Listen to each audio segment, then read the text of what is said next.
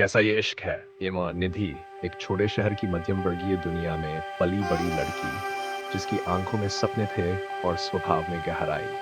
पिता एक साधारण व्यवसायी, माँ एक स्नेहमयी गृहिणी, भाई अभिषेक जो दूर शहर में इंजीनियरिंग के सफर पर था, और निधि जिसने अपनी पढ़ाई के साथ जीवन के प्रति जिम्मेदारी का पाठ भी पढ़ लिया था। जेबीटी के बाद वह एमए इंग्लिश कर रही थी और दिल में एक उम्मीद लिए सरकारी शिक्षक बनने की तैयारी में जुटी थी। वह जितनी पढ़ाई में तेज थी, उतनी ही आत्मा से कोमल, व्यवहार से सजग। उसकी माँ अक्सर भावुक होकर कहती, जिससे मेरी निधि की शादी होगी वो नसीब वाला होगा। ऐसा लगता है जैसे शिवजी खुद उस पर प्रसन्न हो। निधि आज पहली बार अकेले सफर कर रही थी, दिल्ली केंद्रीय विद्यालय की परीक्षा के लिए। पिता काम में व्यस्त थे, माँ की आंखों में चिंता थी, पर निधि के इरादे मजबूत थे। कभी तो शुरुआत करनी पड़ेगी, पापा ने माँ को समझाया। विक्की स्टेशन पर मिल जाएगा, कोई डर नहीं। दिल्ली में रहने वाली बुआ के घर जाना निधि को सुकून देता था। सीट रिजर्व थी, सब तय था। ट्रेन आई, पापा ने ढेर सारी हिदायतों के साथ निधि को बैठाया। किसी का कुछ मत खाना, फोन बंद रखना, पहुंच कर फोन जरूर करना।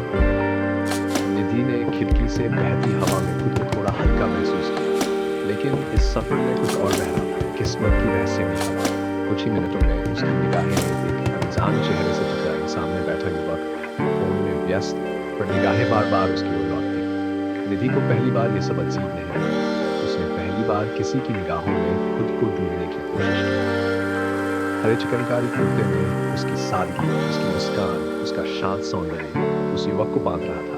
पर हैरत इस बात की थी कि निधि खुद भी इस नजरबंदी में बंध रही थी। कॉलेज में जहां लड़कों से दूरी उसकी आदत थी, आज वो उस अपरिचित की नजरों से बचना चाहती थी। लेकिन दिल नहीं। मैं उसका इंतजार कर रही हूँ, जिसके आने से पेड़ों से फूल झड़े, हवाएं चले। वो कल्पना जो निधि ने कभी सहेलियों को हंसते हुए बताई थी, आज उसके मन में गूंज रही थी। फिर अचानक ट्रेन हिली। एक झटका, तेज आवाज, कोच डगमगाया, पटरी से उतर गया, कोहराम मच गया, और निधि सीट के नीचे फंसी हुई दर्द में डर में बेसहारा पड़ी थी। उसी क्षण वह युवक जिसे अब तक सिर्फ एक नजर देखा था, उसके पास आया। उसके सिर से भी खून बह रहा था, फिर भी वो निधि की ओर बढ़ा। निधि का पैर फंसा था, हिल नहीं पा रही थी। बुरा ना मानो, क्या तुम्हें उठाकर ले जाऊं? निधि ने ना में सिर हिलाया, और अगले पल वो उसकी बाहों में थी। हर दर्द, हर चीख, हर हंगामा, सब कुछ दूर हो गया था। निधि को कुछ सुनाई नहीं दे रहा था, बस दिल की धड़कनें थी, और वो एहसास कि पेड़ों से फूल सच में झड़ रहे हैं, हवाएं तेज हो चली हैं। क्या यही था उसका वो? क्या इश्क इस तरह आता है मौत के दरवाजे पर? बाहर अफरा तफरी थी, कोच के शीशे टूट चुके थे, लोग दर्द और डर से चीख रहे थे। पर निधि के लिए समय जैसे रुक गया था। उसे अपनी धड़कनें साफ सुनाई दे रही थी। उस युवक की बाहों में सिमटी वो खुद को एकदम अलग दुनिया में महसूस कर रही थी। वो लड़का जिसका नाम तक वो नहीं जानती थी, उसे अपने मजबूत कंधे पर उठाकर ट्रेन से नीचे उतार लाया। नीचे धूल थी, शोर था, भीड़ थी, लेकिन उस एक चेहरे की आंखों में एक अलग ही सुकून था। यहाँ बैठो, तुम ठीक हो, बस सांस लो, मैं हूं ना, उसने थामते हुए कहा। निधि की आंखों में आंसू थे, पर अब वो डर से नहीं, शायद कृतज्ञता, शायद सुकून, और शायद कुछ और। कुछ समय बाद राहत टीम आई। लोगों को बसों से पास के अस्पताल ले जाया जा रहा था। निधि को भी एम्बुलेंस में बिठाया गया, और वो युवक उसके साथ ही था। तुम क्यों जा रहे हो मेरे साथ? तुम्हें भी तो चोट लगी है। निधि ने पहली बार सीधे उसकी ओर देखा। क्योंकि तुम्हारे साथ रहना अब मेरी जरूरत है, उसने हल्की मुस्कान के साथ कहा। अस्पताल में प्राथमिक इलाज के बाद डॉक्टर ने बताया कि निधि को पैर में मोच है, आराम की जरूरत है। तुम दिल्ली जा रही थी? निधि ने धीरे से सिर हिलाया। मैं वहीं जा रहा था, पर अब नहीं लगता कि हमें अलग जाना चाहिए। तुम चाहो तो मैं तुम्हारी बुआ को कॉल कर दूं। निधि ने उसका फोन लिया और बुआ को सब बताया। रात भर निधि अस्पताल में रही, और वो युवक एक बार भी उसके पास से नहीं हटा। जब निधि की आंखें खुली, तो सबसे पहले वही चेहरा सामने था।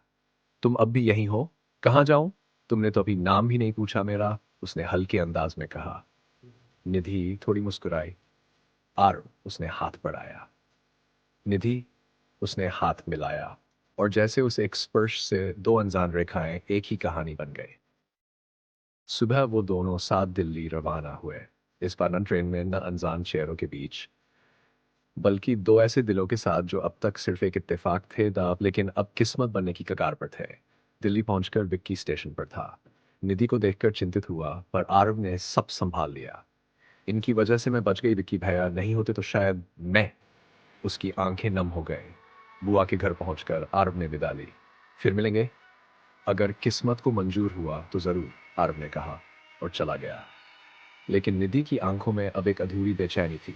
वो पहली नजर, वो मदद का हाथ, वो सुकून, सब कुछ इतना सच लग रहा था जैसे कोई अधूरी दुआ पूरी होने को हो। परीक्षा अगले दिन थी, पर निधि की सारी तैयारी अब एक एहसास में तब्दील हो चुकी थी।